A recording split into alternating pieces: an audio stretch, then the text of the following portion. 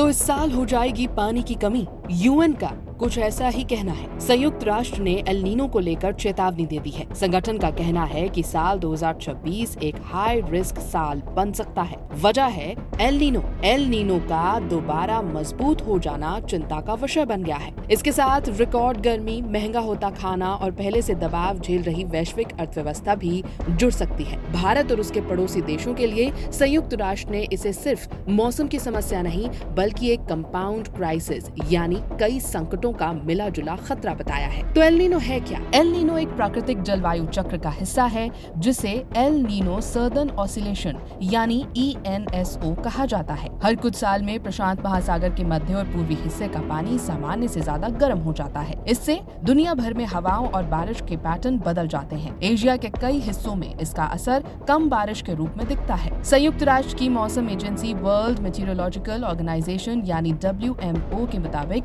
जून से अगस्त 2026 के बीच El Nino बनने की संभावना 80% है। वहीं नवंबर तक इसके बने रहने की संभावना 90% से ज्यादा बताई गई है। ज्यादातर क्लाइमेट मॉडल एक मध्यम स्तर के एल नीनो की तरफ इशारा कर रहे हैं। हालांकि इसके और ज्यादा मजबूत होने की संभावना से भी इनकार नहीं किया जा रहा। भारत के मॉनसून पर क्या खतरा है? भारत की सबसे बड़ी चिंता मॉनसून है। 4 महीने चलने वाला मॉनसून देश के अधिकांश हिस्सों को पानी उपलब्ध करवाता है और तो और खेती का आधार माना जाता है। 28 अप्रैल को माले में हुई south Asian climate outlook forum की बैठक में अनुमान लगाया गया कि दक्षिण एशिया के बड़े हिस्से में सामान्य से कम बारिश हो सकती है। भारत में मॉनसून लंबी अवधि के औसत यानी लॉन्ग पीरियड एवरेज का लगभग 90% रहने का अनुमान है। यही पैमाना सामान्य मॉनसून को मापने के लिए इस्तेमाल किया जाता है। संयुक्त राष्ट्र की मौसम एजेंसी का कहना है कि 2026 के दौरान एल नीनो और मजबूत हो सकता है। इससे भारत में मॉनसून कमजोर पड़ सकता है, जल संकट बढ़ सकता है और खाद्य पदार्थों की कीमतें ऊपर जा सकती हैं। अगर ऐसा हुआ तो ये पिछले एक दशक का सबसे कमजोर मॉनसून साबित हो सकता है। इसका सीधा असर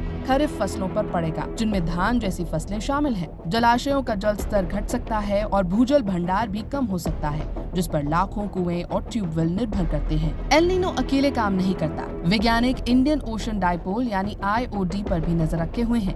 ये पश्चिमी और पूर्वी हिंद महासागर के तापमान के अंतर को मापता है। IOD को अक्सर एल नीनो के असर को संतुलित करने वाली प्राकृतिक व्यवस्था माना जाता है।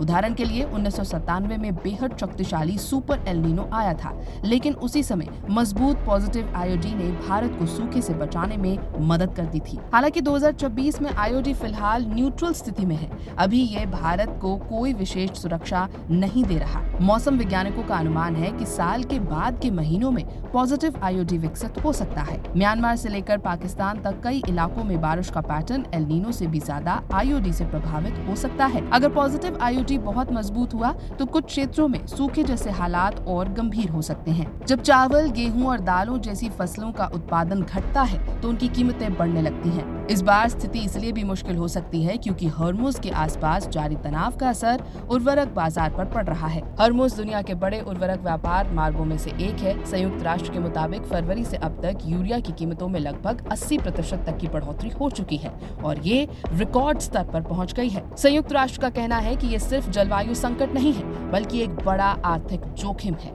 महंगे उर्वरक किसानों की लागत बढ़ाएंगे और इसका असर खाद्य महंगाई पर भी पड़ सकता है। तो इंसानों पर क्या असर होगा? गर्मी और पानी की कमी का असर सिर्फ खेती तक सीमित नहीं रहेगा।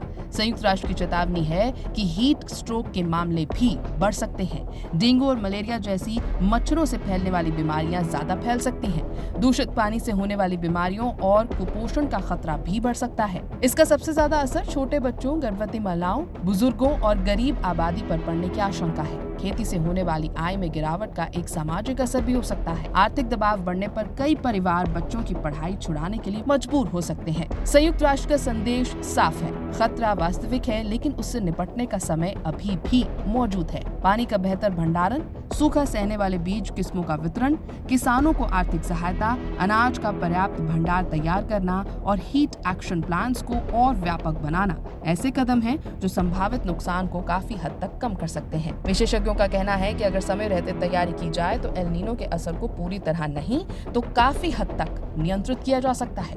ABP लाइव के लिए श्वेता शर्मा की रिपोर्ट।